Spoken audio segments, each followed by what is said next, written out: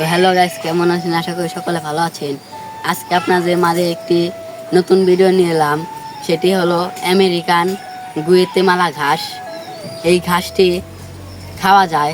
এই ঘাসটি এই ঘাসটি দেখেন যেমন নরম এবং তেমন রসালো, এবং এগুলো খেতে অনেক মিষ্টি।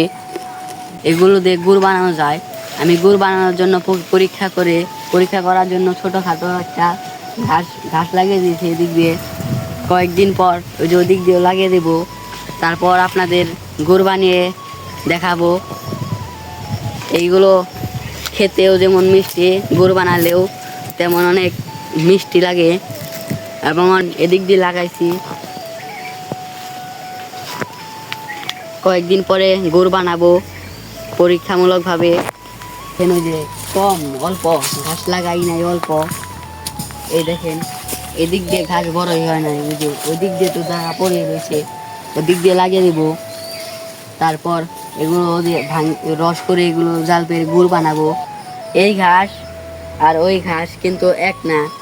এগুলো হচ্ছে গুয়েতেমালা ঘাস, আর ওগুলো হচ্ছে নেপিয়ান ঘাস। ওগুলো গবাদি পশুদের জন্য, আর এগুলো হচ্ছে মানুষেও খেতে পারবে এবং পশুরাও খেতে পারবে।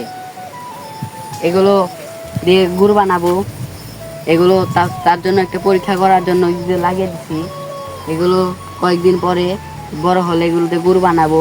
এগুলোর মধ্যে অনেক ভিটামিন ও ক্যালসিয়াম আছে, ল্যাকটো অ্যাসিড আছে। এগুলো তার জন্য আমি এগুলো লাগিয়ে দিছি। ঘাসগুলো ছোট একটা পরীক্ষা করার জন্য ঘাসগুলো লাগিয়েছি। পরে ফলাফল আপনাদের পরে ভিডিওতে দিয়ে দিব। আপনারা ভাবতে পারেন এই ঘাসগুলো আমি কোথা থেকে পেয়েছি। এই ঘাসগুলো আমার এক বড় ভাই উপজেলা কৃষি অফিসার, তার কাছ থেকে আমি এই ঘাসগুলো পেয়েছি। আর সেই আমাকে বলেছে এই ঘাসগুলো খাওয়া যায় এবং প্রচুর পরিমাণ ক্যালসিয়াম ও ভিটামিন আছে, আর গুড় বানানো যায়। তার জন্য তার কাছ থেকে এই নামে এগুলো লাগিয়ে দিয়েছি। দেখব পরবর্তীতে এইগুলো কি আসলেই গুড় বানানো যায় নাকি ভিটামিন আছে। আজকের এই ভিডিওটি এই পর্যন্ত। যারা আমার চ্যানেলে নতুন, একটি লাইক আর সাবস্ক্রাইব করে দেবেন।